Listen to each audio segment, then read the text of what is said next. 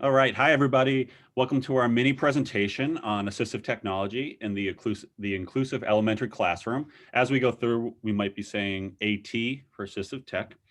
We'll be structuring our presentation around the inclusive science classroom using a short vignette we developed for an article in the Journal of Special Education Technology. So we will quickly introduce ourselves and the vignette. We'll then walk through the AT process and preparing the classroom and students for use of AT in lessons and activities. We will wrap up by discussing possible barriers we may run into and where AT may be headed in the future. So who we are. I'm Matt Taylor, Assistant Professor of Special Education at the College of New Jersey. My research interests focus around innovative technology use with students with disabilities, especially severe disabilities. Hi, I'm Marla Lohman, Associate Professor of Special Education at Colorado Christian University, and my research interests focus on supporting all learners through the use of assistive technology and universal design for learning, as well as online special education teacher preparation. Hi, I'm Allie Capel, and I'm an Associate Professor of Special Education at Indiana University of Pennsylvania. And my research interests focus on assistive technology and teacher preparation. And our article starts with a vignette.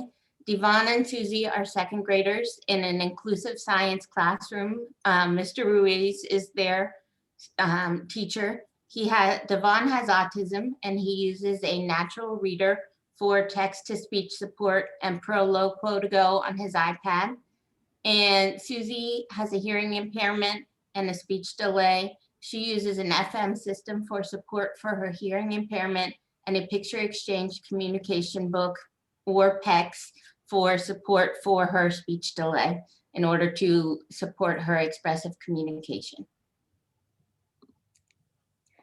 So when we use assistive technology to support the needs of students with disabilities in the inclusive classroom or in the special education classroom, there are 6 steps that we must take.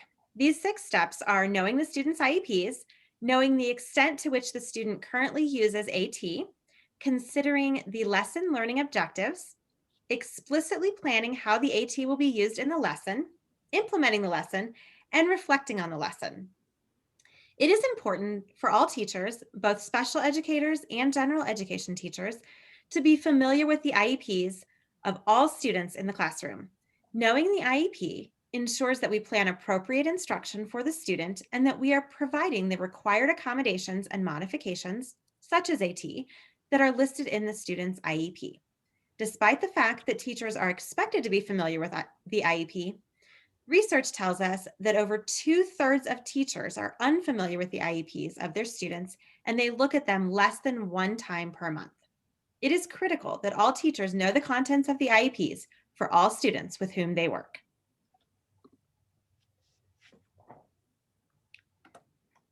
Once teachers are familiar with the student's IEP, they should evaluate the student's use of his or her assistive technology. Before we can determine how to use the AT in a lesson, we must know to what extent the student uses the AT. Teachers should ask themselves a variety of questions, including, how often does the student use the AT? In what situations does he or she use it? How proficient is the student at using AT? And what supports might the student need to use the AT? Once the teacher knows the answer to these questions, they can meaningfully determine how the AT device can be used to enhance and support the student's learning in classroom instruction. All right, so now we'll look at considering learning objectives. So without question, teachers should strive for the best instruction for all their students. There are many ways to ensure high quality instruction. Remember to include all students regardless of disability or ability. Evidence-based practices are continually being researched to provide teachers with proven ways to teach. State standards are required to be followed when designing lessons, and they should help teachers gear activities to an overall goal and understanding. In our vignette and lesson, Mr. Ruiz used the next generation science standards to guide his lesson planning. If his students needed accommodations or modifications, they can be made to the lesson to ensure that they are still reaching the standards. SMART goals are often used when developing an IEP, focusing on specific, measurable, achievable, realistic, and timely goals. The same process can be used when developing goals for a lesson to ensure that students are getting the most from their instruction. I tell my pre-service teachers that when they develop a lesson, they should put themselves in the learner's shoes. Will they enjoy it? Will they stay engaged? Will they learn from it? With the lesson plan developed and goals and standards set, Mr. Ruiz can begin to incorporate the student's AT devices. Before instruction in any subject begins, both the student and the teacher should understand the device, how it works, setup, implementation, and troubleshooting if and when problems arise. One of the worst feelings is when technology fails in a lesson and you don't know how to fix it in a timely manner. This can be avoided by using and practicing with the tech. The student and the teacher can practice using the tech, preparing it for classes and activities, learning how it works, and can help in lesson activities. Preload vocabulary and AAC devices so that the student is able to contribute to the lesson. Then the teacher is able to implement not just their lesson in the classroom. For example, Mr. Ruiz is able to teach his science lesson, but the student is also able to implement the devices within the context of that larger lesson. For example, Devon and Susie can learn about matter or about the seasons within that context of the larger lesson. Devon can learn the vocabulary on his iPad and identify that vocabulary within the ProLopo to go on his iPad. And they're able to implement the technology because they have already learned and been trained using those devices prior to the lesson. The understanding, though, is that they need to be trained on that technology prior to the implementation of that lesson and know the technology before the lesson so that they are able to learn within the context of the larger instruction within the classroom. After the lesson, there is a need for reflection on how the lesson went and on the effectiveness of the instruction. Within our article, we have a chart that contains questions on reflection on pre, during, and after the effectiveness of the instruction. Was the lesson effective? Was the use of assistive technology effective during the lesson? Was the student able to use the technology effectively? Was it essential to the actual instruction? And with this, we rely on both student and teacher report as well as the student work to see if the actual use of assistive technology was effective.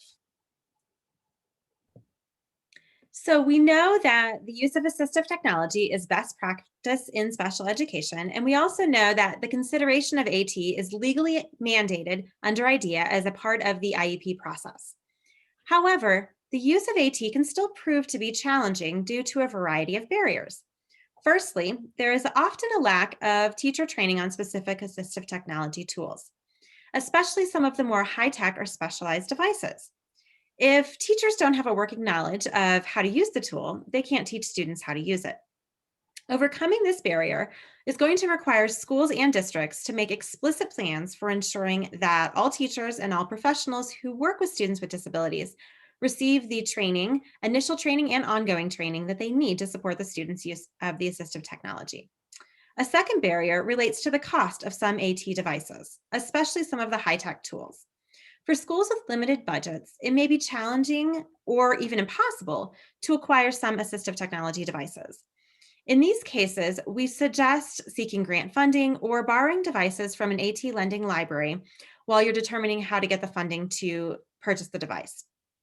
A third barrier is the stigma that some students may feel over using assistive technology.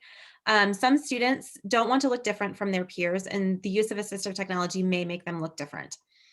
To address this barrier, we recommend social skills training for all students and also offering a variety of tools through universally designed learning classroom to support all learners in the classroom so that our students with disabilities are not the only learners using technology to support their learning.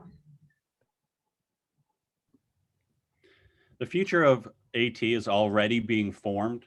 There are many different technologies we have heard of or even used that are slowly being transformed to the school setting. Virtual reality comes in several forms from many different companies. There are even categories within virtual reality like immersive VR, as in the picture you see here.